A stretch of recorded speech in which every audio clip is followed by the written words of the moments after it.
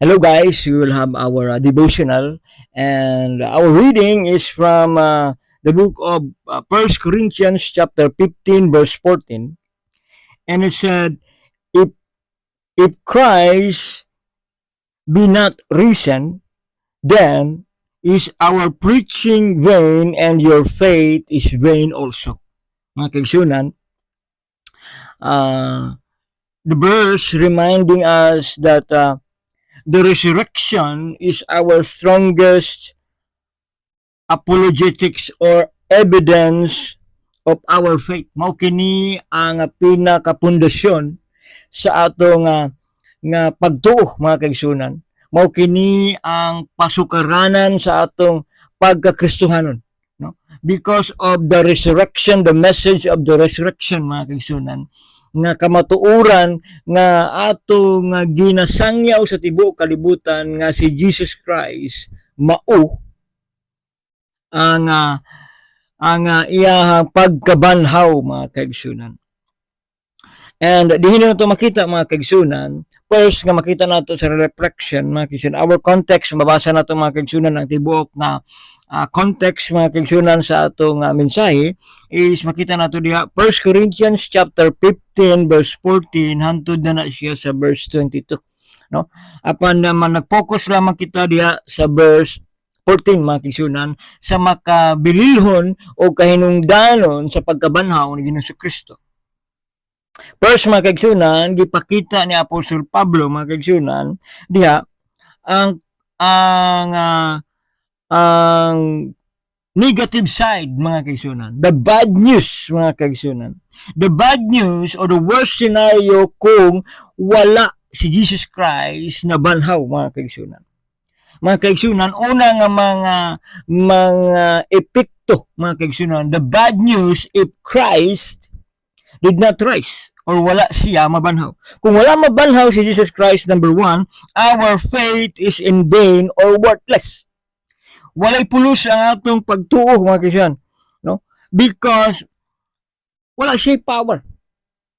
Nga nagtuo kita nga ang atong Ginoong Kristo Dios manluluwas, and then if He's not been risen, ang atong pagtuo walay pulos, mga kaigsunan.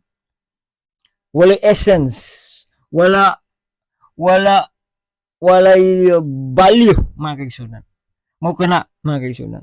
Ikaduha, mga kaigsunan, if Jesus Christ is not risen, our witness or testimony is useless. Ang atong pag-testimony, ang atong pagsangyaw, mga kaigsunan, nga si Jesus Christ is the King, no? Ang atong mga banner diha nga Jesus Christ, Jesus reign, Jesus Christ is Lord, mga kaigsunan, is useless, no? Ang atong pagbutang diha Jesus saves is useless. Ikatulo nga mga bad news, if Jesus Christ is not risen, mga kaigsunan, we have no hope of resurrection. All our heavenly hopes, mga kaigsunan, nga unya ang atong balay dito sa langit useless, mga kaigsunan, kung si Ginoong Kristo wala mabanhaw. Ikaupat, mga kaigsunan, our faith is useless. Walay pulusan atong pagtuo. We all go to hell, and because of our sinful nature, maato kita sa impyerno. Bisan pa, mga kaigsunan, magrason ka, adlaw-adlaw man ko nagasimba, pastor. I am faithful, pastor. I am giving my tithes. I am giving my blood to the poor, my money to the poor. All those are useless.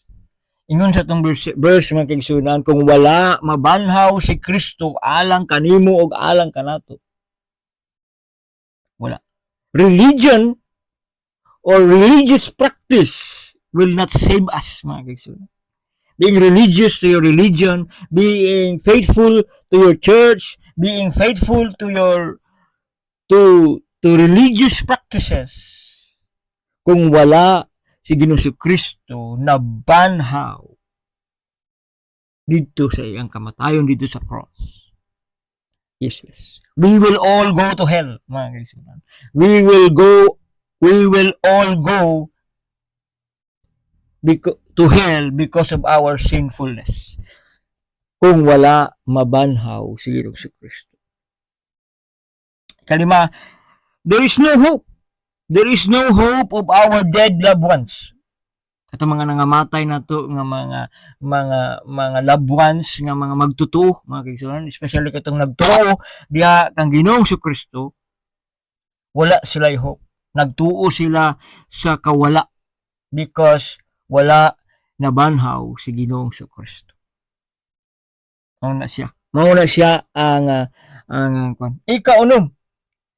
Ikaunom nga makita nato diha mga kaigsunan, no? Is we are the most miserable person in the world. Mao kana makita natin verse 17, no? Nga nagaingon diha nga kita pinaka makaluluoy nga tawo kung wala nabanhaw si Ginoong Kristo. So diyan nato makita mga kaigsunan nga wala, no? Diyan nato makita nga atong kuan diha is the relationship of the Lord Jesus Christ, mga kaigsunan. Ikaduha nga makipakita ni Apostol Pablo nga picture diha, no, is the straight benefits of resurrection, no? Ganina, the bad news, no?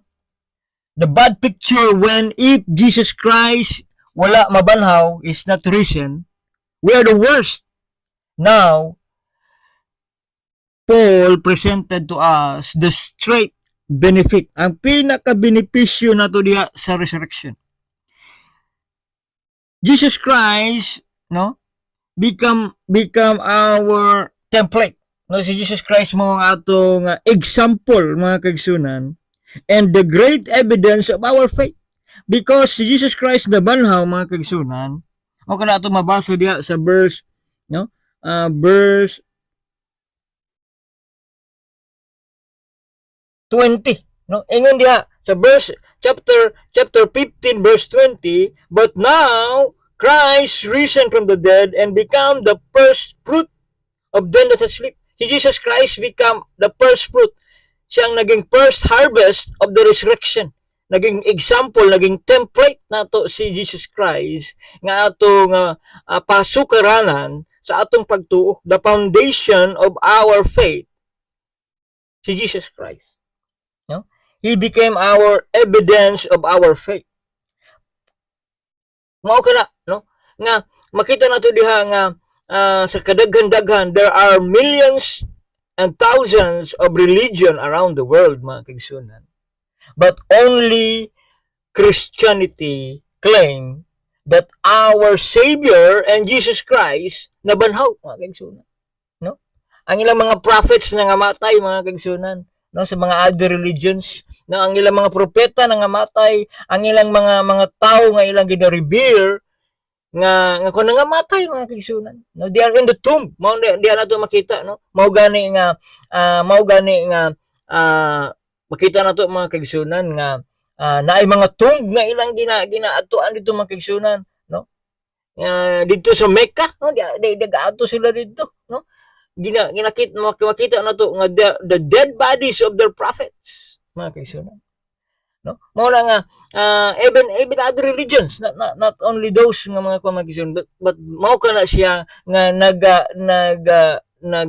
nagapakita nga ang Christianity, no, is unique because we claim the resurrection of Jesus Christ. And even now, mga kaigsunan, no, even their accusations, mga kaigsunan, no, wala sila'y ma-produce nga body ni Jesus Christ nga naglatagaw diha, no, sa ano, there are evidences. The more they seek evidences against the resurrection of Jesus Christ, the more, mga kaigsunan, no, especially mga journalists, mga atheists, no, when they research thoroughly the resurrection and the historical resurrection of Jesus Christ and archaeological findings, Jesus Christ really risen. Nabanhaw siya, mga kaigsunan. That's why it is our great evidence. And that makes our religion stands a firm foundation nga adunay pasukaranan. And mo kana siya ang atong kanat Christ is the source. Mo kana kalahian nato sa mga religion, no? Because it is more than and beyond religion. Christianity is more than and beyond religion. Makita nato mga kaigsunan nga resurrection ni Jesus Christ, mga kaigsunan, is become a relationship, mga kaigsunan, no? Nga it is not a religion but it is a relationship. Nag-remind ka na to nga ang pagiging Kristohanon, it is not our religious practice. It is not because we are just practicing a tradition. It is not just because we are praying for or doing any temple practices, but it is a relationship in Jesus Christ. No? Mo kana nga that is Christianity. The death and burial, the message of the death and burial of resurrection of Jesus Christ represents that our religion is a relationship to the Lord Jesus Christ. Usa kini ka relasyon nato diha kang Jesus Christ. And a personal relationship kang Jesus Christ. Mo na nga this resurrection, the message of resurrection reminds us kamusta, no? Amusta ang atong reflection diya throughout the week? Kung kita ba nakabaton og personal encounter nato diha kang Jesus Christ. Mao kana, no? Mao kana ang challenge nato, mga kaigsunan. Our personal relationship and personal nato nga pagdawat diha sa message of salvation nga libre, walay bayad kag gihatag ni Ginoong si Kristo. And that will make us victorious nga nagahimo kita nga madinaugon diya sa atong kinabuhi. Daghang salamat.